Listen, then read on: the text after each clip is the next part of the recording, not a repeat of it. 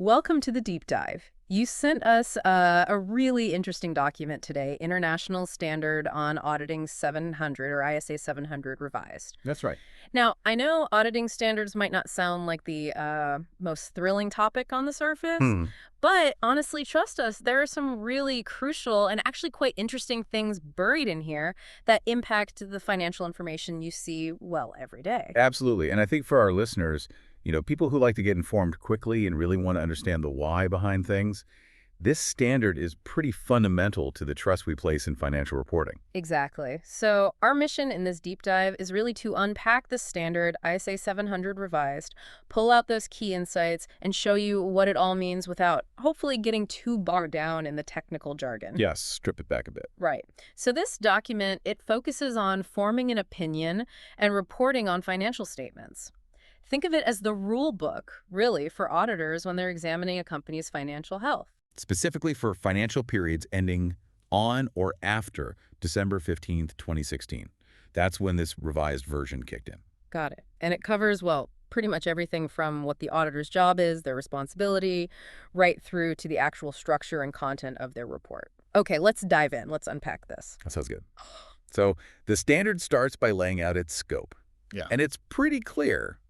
It applies to all independent audits of financial statements. And that independence piece is key, isn't it? Absolutely crucial. It ensures the auditor's opinion isn't, swayed or compromised by any relationship with the company.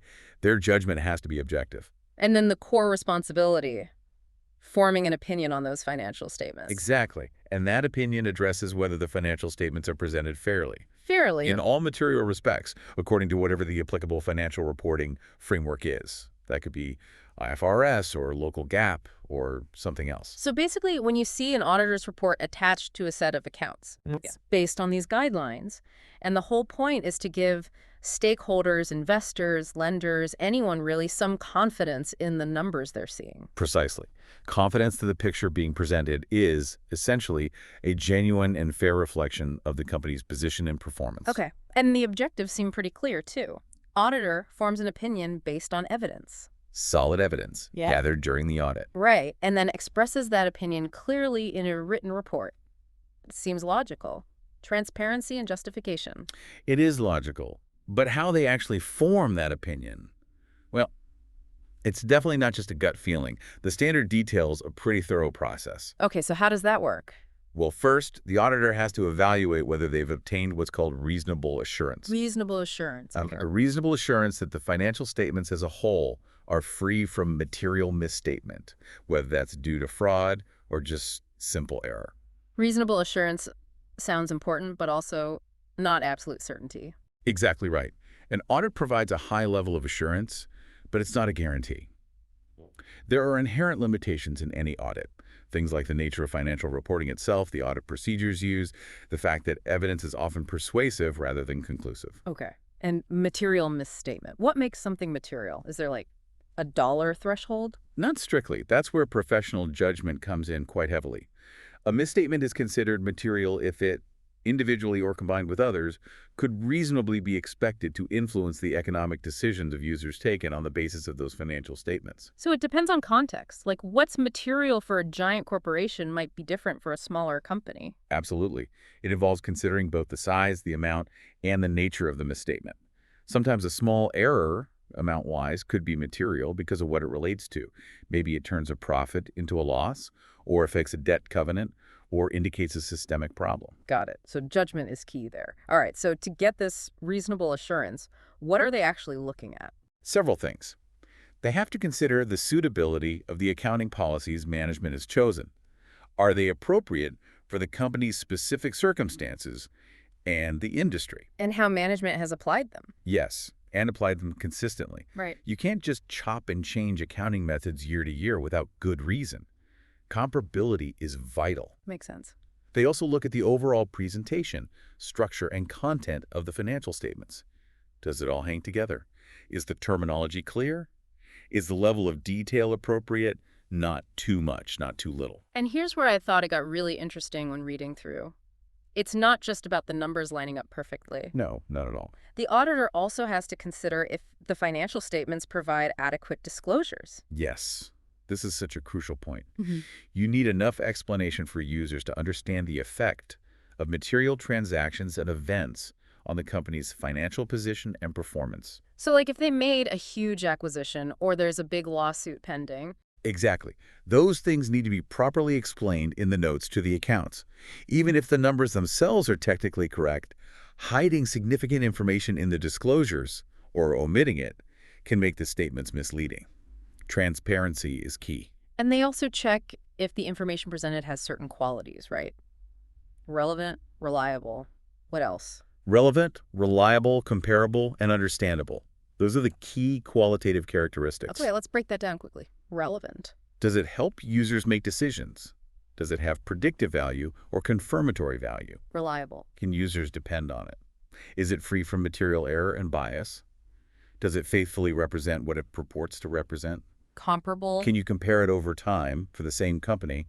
And ideally, can you compare it with other similar companies? And understandable. Is it presented clearly and concisely so that someone with, a reasonable knowledge of business and accounting can understand it? Got it.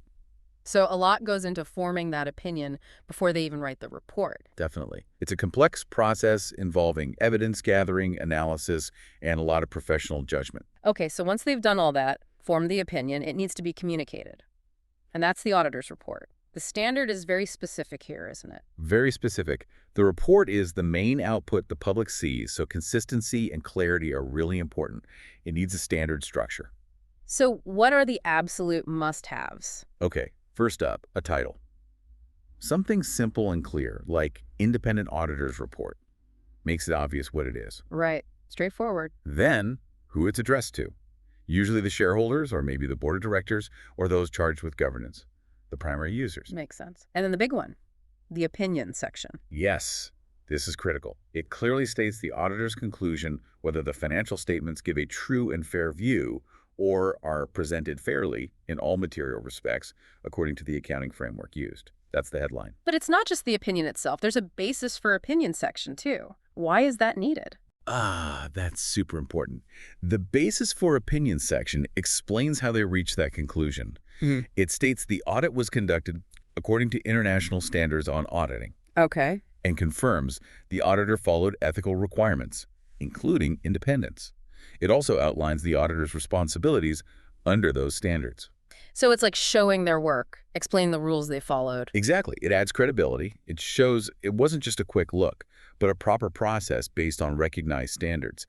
It provides the foundation for the opinion. Okay, that makes sense. Adds a layer of trust. Precisely. Yeah. Then another really interesting part introduced in this revised standard is Key Audit Matters, or CAMs. Right. PAMs, what are those exactly? These are the matters that, in the auditor's professional judgment, were of most significance in the audit of the current period's financial statements.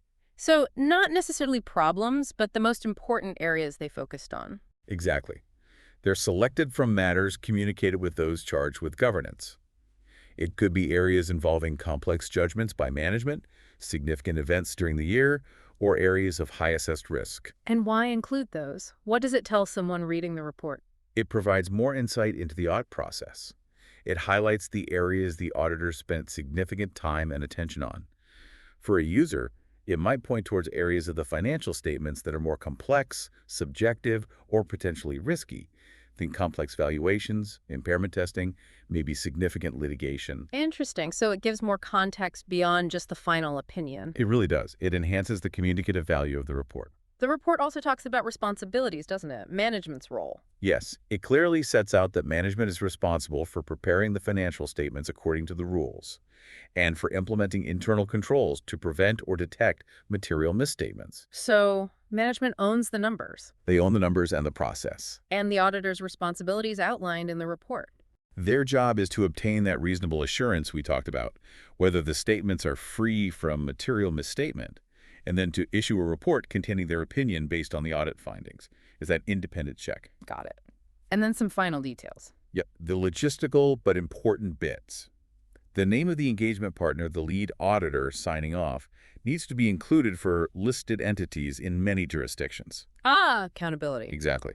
Yeah. Plus the auditor's signature, the date of the report, which is important. It shouldn't be dated before they've got sufficient evidence. Yeah. And the auditor's address or location. Okay, so that covers the standard clean report.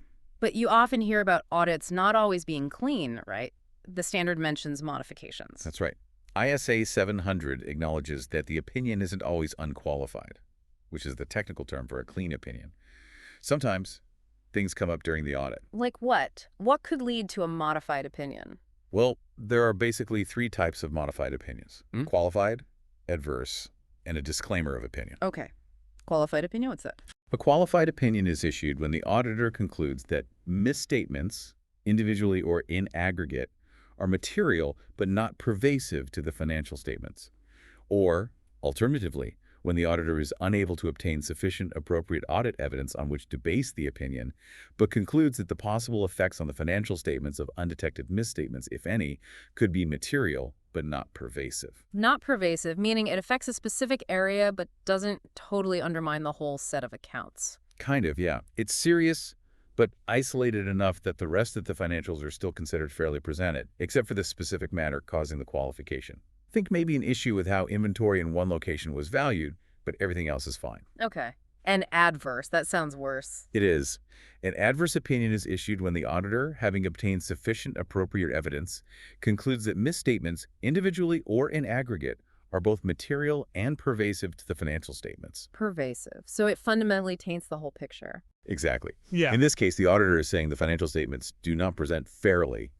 They are misleading overall because the problems are so significant and widespread. This is a very serious finding.